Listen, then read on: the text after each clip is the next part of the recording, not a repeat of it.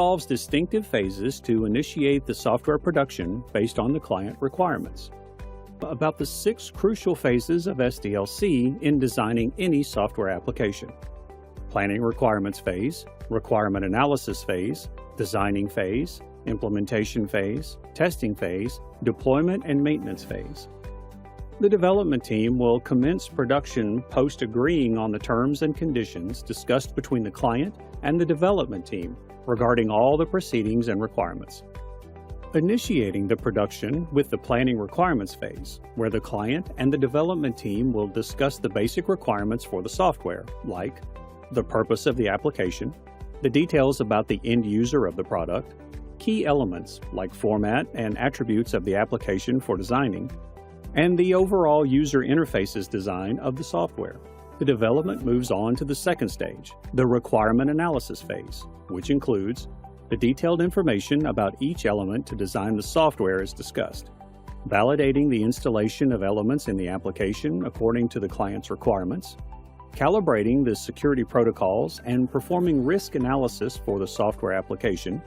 And all the discussed details are then to be filed in the Software Requirement Specification document, also known as the SRS document. After completing the second phase, third stage of software development, the design phase, the software designers will devise the system design following the SRS document.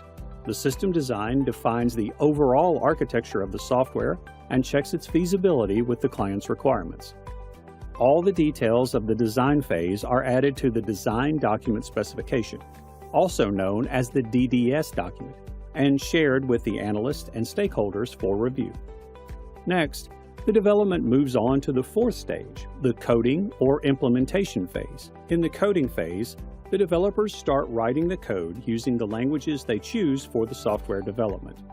The coding stage is also one of the most important phases as it encapsulates the implementation of the software product. The developers use predefined guidelines and development tools like compilers and debuggers to implement the code. The next phase of the production is where we begin with the fifth stage of software development, the testing phase. The developed software is now deployed in multiple test environments to check the functioning of all the attributes in the software architecture. After the test cases are completed, the quality assurance and the testing team may find errors or bugs in the software, which will be forwarded to the developer team for debugging.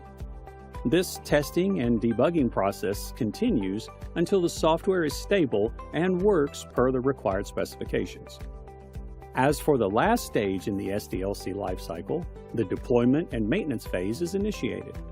With the testing phase completed, the software application is ready for deployment and consumer use. In this phase, the development team will set up links for the application and make it accessible to the users. After the deployment is completed and users begin using the application, they may encounter an error or a bug in the application, which is to be solved from time to time. Maintenance also includes releasing application updates and enhancements for the software for better performance and user experience. Adam, at this point, was surprised by all the effort and steps taken by the development team to design a software application and the key phases involved in SDLC. And on that note, here's a question for you all. What does the design document specification document include? Software code, details on defects and bugs, software architecture details, software requirements. Give it a thought and leave your answers in the comment section below.